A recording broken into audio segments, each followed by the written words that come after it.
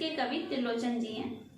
बच्चों, इस कविता में कवि किसानों को जगाना चाहते हैं और उनसे कहते हैं कि अब तुम्हारे काम करने का समय आ गया है, तो तुम जल्दी से उठकर बाहर आ जाओ और खेतों में काम करने में लग जाओ, क्योंकि वर्षा होने वाली है। बच्चों, हमारा देश जो है वो कृषि प्रधान देश है और ऐसे में हमारे देश में वर्षा का बहुत महत्व है। वर्षा पे ही किसानों का जीवन निर्भर रहता है और हम सब भी वर्षा पर ही निर्भर हैं। तो ऐसे में वर्षा के महत्व को दिखाते हुए, किसानों को उत्साहित करते हुए कवि ने यह कविता लिखी है। तो चलिए हम लोग कविता को पढ़ते हैं। उठ किसानों, उठ किसानों, उठ किसानों, बादल घिर आए हैं, तेरे हरे भरे सावन के साथी ये आए हैं। कवि कहते हैं कि किसानों, अब तुम उठ जाओ, जाग जाओ, क्योंकि बाहर आकर देखो बादल घिर आए हैं, यानी वर्षा होने वाली है और अब तुम्हारे खेतों में काम करने का समय आ गया है, तो अब तुम उठकर बाहर आ जाओ। तेरे हरे भरे सावन के साथी ये आए हैं। और यह जो वर्षा है ये तेरे हरे भरे सावन के साथी हैं, क्योंकि सावन का महीना आ गया है और वर्षा आ रही है, तो तुम्हारे जो साथी हैं, क्योंकि वर्षा पर ही किसान जो है वो निर्भर होते हैं, तो वर्षा जो है वो किसान के साथी हैं। तो तेरे हरे भरे सावन के साथी जो हैं ये वर्षा, ये बादल अब आ गए हैं। आसमान भर गया देख तो, इधर देख तो उधर देख तो, नाच रहे हैं उमड़ घुमड़ कर काले बादल तनिक देख तो, तेरे प्राणों में भरने को नए राग लाए हैं। आगे फिर कवि किसान को और उत्साहित करते हुए कहते हैं कि आसमान भर गया देख तो, अरे जरा तुम बाहर तो आओ, देखो आसमान बादलों से भर गया है। इधर देख तो उधर देख तो, चारों तरफ जो है वो बादल घिर आए हैं, तो तुम थोड़ा इधर देखो उधर देखो, हर तरफ जो है वो बादल घिरे हुए हैं। नाच रहे हैं उमड़ घुमड़ कर, तेरे प्राणों में काले बादल तनिक देख तो, और तुम देखो ये जो काले बादल हैं ये नाच रहे हैं। ऐसा प्रतीत हो रहा है जैसे ये बादल नाच रहे हैं और उमड़ घुमड़ कर रहे, क्योंकि बारिश होने वाली है, काले बादल आकाश में छाए हुए हैं, तो आप सब अनुमान लगा सकते हैं कि उस समय का जो वातावरण है, जो मौसम है वो कैसा होगा। तो बादल जो है वो गरज रहे हैं और ऐसा लग रहा है कि जोरों से बारिश होने वाली है।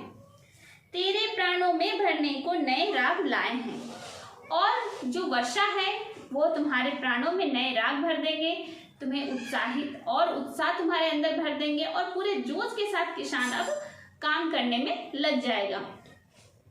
यह संदेश लेकर आई सरस मधुर शीतल पुरवाई, तेरे लिए अकेले तेरे लिए कहाँ से चलकर आई, फिर वे परदेशी पाहुन सुन तेरे घर आए हैं। आगे कहते हैं कवि कि जब बादल घिरा हुआ है तो ठंडी ठंडी पूर्व दिशा से हवा चल रही है, और हवा आ रही है, तो हवा क्या संदेश लेकर आई है कि बादल आए हैं वर्षा को लेकर। कहते हैं यह संदेश लेकर आई सरस मधुर शीतल पुरवाई, और यह संदेश लेकर कौन आया है कि बादल घिरे हुए हैं, वर्षा होने वाली है। यह सरस मधुर शीतल पुरवाई लेकर आई, पूर्व की दिशा से ठंडी ठंडी हवा जो बह रही है वह यह संदेश लेकर आई है, केवल तुम्हारे लिए लेकर आई है, किसानों के लिए यह संदेश लेकर आई है पुरवाई कि तुम्हारे घर पाहुन आने वाले हैं। पाहुन मतलब मेहमान आने वाले हैं, और मेहमान कौन है? बादल हैं। तो कहते तेरे लिए अकेले तेरे लिए कहाँ से चलकर आई, यानी बहुत दूर से चलकर वह हवा आ रही है। फिर वे परदेशी पाहुन सुन तेरे घर आए हैं, और वे परदेशी पाहुन किसे कहा गया है? बादल को। तो ये परदेशी पाहुन जो है, पाहुन मतलब मेहमान, तो ये मेहमान जो हैं ये तेरे घर फिर से आए हैं। उड़ने वाले काले जलधर नाच नाच कर गरज गरज कर, ओढ़ फुहारों की शीत चादर, देख उतरते हैं धरती पर, छिपे खेत में आंख में चौनी सी करते आए हैं। कवि कहते हैं कि ये जो काले बादल हैं ये आकाश में उड़ रहे हैं। जलधर मतलब बादल, तो उड़ने वाले काले बादल यानी काले जो बादल हैं वे आकाश में उड़ रहे हैं, और ऐसा लग रहा है जैसे वे नाच रहे हों आकाश में। तो नाच नाच कर गरज गरज कर, ओढ़ फुहारों की शीत चादर, यानी बादल जो है वो गरज रहे हैं और वर्षा शुरू हो गई है, और जब वर्षा हो रही है तो वर्षा के जो फुहारे हैं वो ऐसा लग रहा है जैसे बादलों ने सफेद रंग की चादर ओढ़ रखी है। शीत मतलब सफेद, तो बादल जो है वो सफेद रंग के चादर ओढ़कर नीचे धरती पर आ रहे हैं, ऐसा प्रतीत हो रहा है। छिपे खेत में आंख मिचौनी सी करते आए हैं, और बादल जो है वो आंख मिचौनी का खेल खेलते हुए, आंख मिचौनी मतलब लुका छुपी का खेल खेलते हुए बादल धरती पर आए हैं। हरा खेत जब लहर आएगा, हरी पताका फहराएगा, छिपा हुआ बादल तब उसमें रूप बदलकर मुस्काएगा, तेरे सपनों के ये मीठे गीत आज छाए हैं।